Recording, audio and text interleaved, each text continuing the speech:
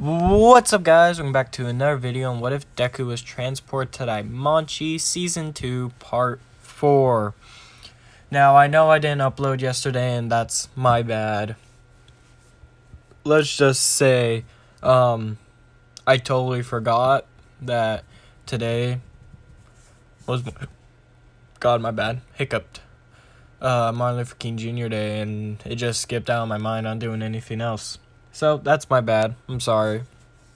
So instead, I'm gonna just, say I'm sorry and go shout out people who joined the Discord, and then go ahead and go start recording and continuing this what if for y'all. So I want to thank you, Anokin, Kelpwelp, Phaser, 213, I guess he rejoined, Harmick, Osama bin Laden, or no, Ladder, my bad. And I'm sorry if I pronounced anyone's names wrong. I do want to make this known that if I accidentally pronounce your name wrong, I apologize. I don't mean to do it on purpose, but I know sometimes I accidentally do it. So, where we last left off, the gang had just reached the Dark Continent, after hopping off their wyverns, of course. Deku was starting to sense things at a higher degree, almost like he could sense everything around him, to such an insane point that he automatically knew what was going on. It threw him off, keeping it quite real. He almost couldn't believe how his senses had seemed to expand. And yes, this is Deku's newest quirk that he got in the manga, Danger Sense. And I know Danger Sense doesn't work how I'm explaining it, but this is how it works in my rendition, okay? Of course, Izuku couldn't believe the situation as it was. Everything seemed to be more open. He can almost sense every single thing that was around him. It threw him off, to say the least. Way more than most things can. But Izuku decided to keep it private for now. The only person who really noticed that there was any difference in actions between him and previously was Bell and Eyes, but they both decided not to question him on it, because if he didn't come out with it, that means it must have not been important enough, or maybe it was too dangerous to let him in on the information, which wasn't out of character for Izuku to hide information from him like that, even though it kind of made Eyes feel a little bit disjointed. Obviously, if Izuku couldn't share information with her, then who can he share information with? But nevertheless, she just decided that the option for her to have a talk with Izuku later was there, and that right now it wasn't as important. Later on, after nightfall had came and the day has risen again, Izuku and them all start to set out on the path.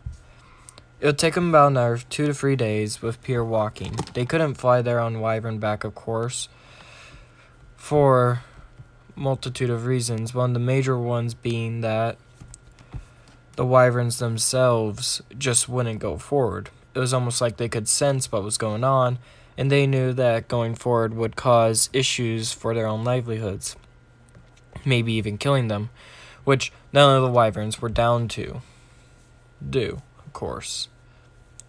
Izuku understood this, and same with the rest of his party. They all knew forcing the wyverns to commit such an action would be outlandish, to say the least, so they left it at that.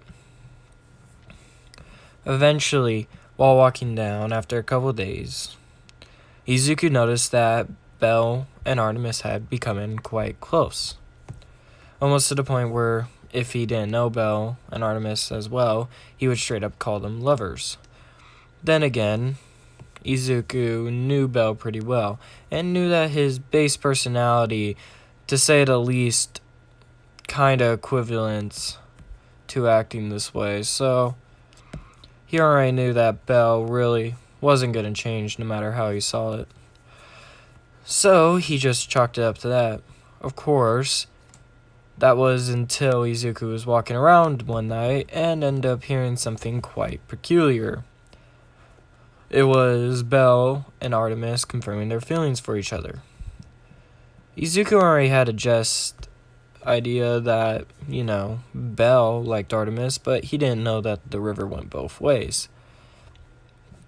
He found it interesting and thought about teasing Bell a little bit later on, but just decided to hold off on it for now and let the two couple enjoy their scenic rendezvous. Izuku was still planning to allow Artemis a way to survive. He still didn't like the base idea that Artemis was going to be forced to be killed by fate.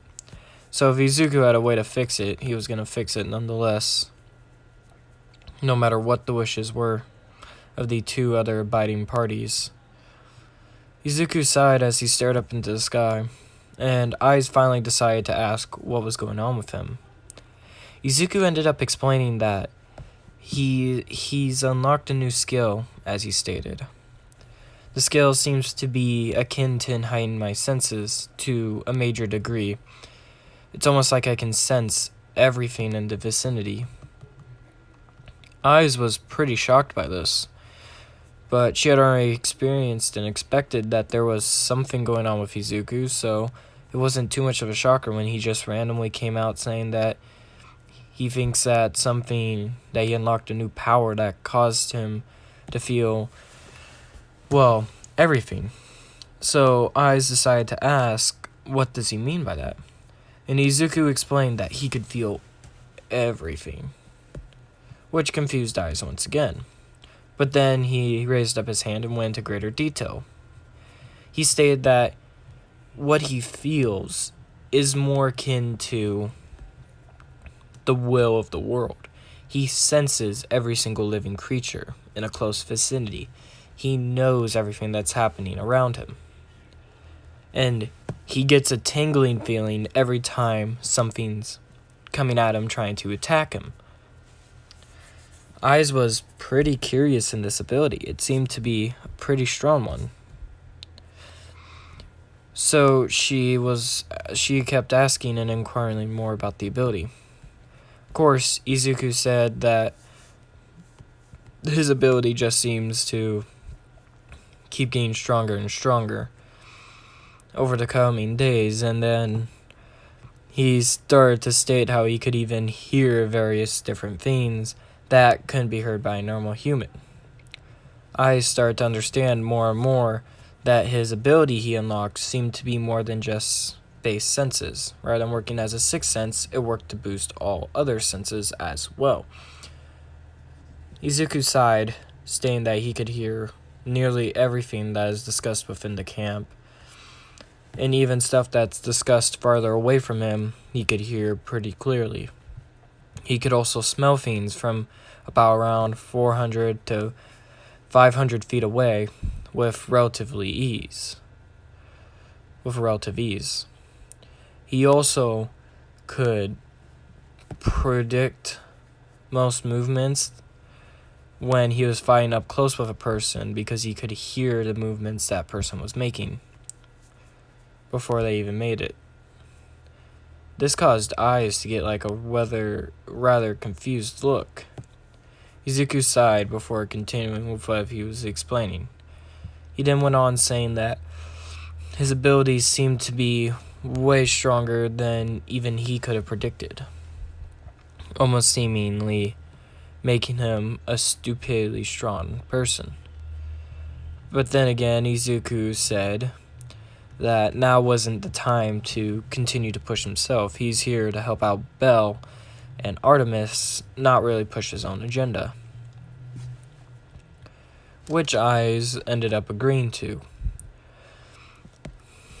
Of course, reluctantly at first, she wanted to help Izuku push through his limits just as much as she wanted Bell to push through his.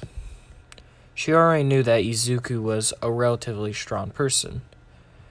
Heck, she knew if Izuku had trained for just a little bit longer, that he would be so strong, in fact, that she didn't even know if she could actually beat him in a fair fight. Izuku would have had to physically hold back before the fight had started for it to even come up to maybe possibly being a fair chance. She knew this. She didn't fear it or anything, she just knew that that's the way that it works. And of course, knowing that that's the way that it worked didn't cause her any fear. She actually felt a slight form of gratification. She knew that he could literally help her out with anything that they need, and that he could help her out a lot. So she knew that there was no reason to be afraid of Izuku turning evil.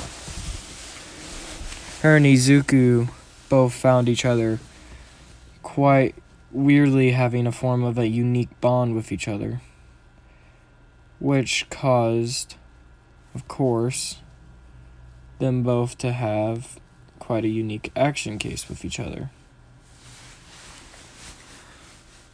They both found the actions each other committed to be, well, rather logical.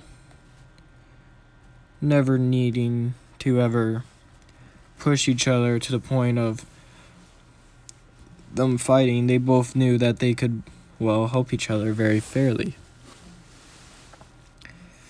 Izuku sighed, as that's all he really needed to say at the moment. There was no other reason to tell her about other things he might have been thinking, so he figured that that's all that he needed to say. God, English today, you know. Of course, Eyes could tell that there was still more going on that Izuku wasn't revealing, but she knew it wasn't her location to, well, argue with Izuku. It was up to him on his decisions, not her own choice actions. Izuku thanked Eyes, and Eyes thanked Izuku, both of them having a better mutual understanding than where they were last at prior. Of course, Eyes and Deku both equally spent time together. They both knew that understanding each other will help them grow better and be better. Then again, Izuku didn't know 100% to what choice thing would happen by the time they got there, but he knew all fair and well that that was their goal. They want to understand each other more, learn about each other more, and become more. Not just stay the way that they are currently. More separated than they were actually together. Then again, just the same way how Bell and Artemis have been growing together closer, Izuku and Eyes had done the same. They were easily way closer than they were before. So much to the point where Bell and Eyes almost knew exactly what the other was going to do before they do it. They both know each other's characters pretty well. Eyes knew that Deku, would easily help her out in any situation, or help anyone in need. And Deku knew that Eyes will always protect the people she loves and knows. Never fight against someone that was not on her side. Eyes and Deku both chilled out while looking up at the stars. Eventually, the next day rolled around. Izuku and Eyes both ended up heading out. Of course, Bell and Artemis were waiting for them. Artemis having a slightly flustered look on her face. Izuku, already knowing the reason why, decided not to comment on it. So he just instead chose to wait. After some time, everyone else all got together and they headed out. This ended up leading to Deku and Eyes heading out ahead. They got to the temple first. The temple was very easily a dark and dreary place. Izuku even quoted Stain how it reminded him of the dungeon. Eyes reluctantly agreeing with him about his statement. They ended up walking around a little bit and could tell that something felt off. The energy here was obviously different. Izuku knew this as he quickly rushed ahead. He entered a room. This room was easily a very vast and wide expansive area. Of course, Izuku looked around. He saw some bodies laying on the floor, but none of them had None of them had any smells to it. It was all a very plain room, which Izuku instantaneously thought was weird. Of course, Eyes came in and thought the same thing when she smelled the room. Both of them looking at each other with a knowing look. This caused signals to pop off in everyone else's head that was in the room. Eventually, Bell popped the $100 million question and asked Izuku what was going on. Which then Izuku ended up stating that the room must have flown in a different time zone, or time period, which confused Bell and Artemis and all of them, till Izuku shook his head and stated, obviously the time ratio is very slim. It's a vast difference. In here, we can tell the time is different, which still confused Bell and Artemis a little bit. So Izuku elaborated more. The bodies of Artemis's Familia's members aren't decomposed, which caused almost an understanding look to happen in Artemis's eyes, while Bell was still relatively confused. So Izuku sighed once more and continued on explaining. The bodies, Bell, died over 3 weeks ago. There should be some sort of decomposition between that time and now. But as we can see when we look at the bodies, there is none. This would lead to the understanding that the bodies themselves are functioning on a different time frame. For us, it's been about 3 weeks since they died, while for them, it could be about around, I don't know, seeing how the blood still looks fresh, 2 days, maybe 4? Or it could be even shorter. Maybe it's been an hour since they died. Izuku could tell it was obviously under an hour or around an hour since they died. Or at least the blood stains helped him verify that. He looked up at the monster that was straight in front of him, the one that had committed this, and Izuku understood now why his suspicions was off. He found it suspicious that a giant monster didn't make any moves. It was just sitting there without doing anything.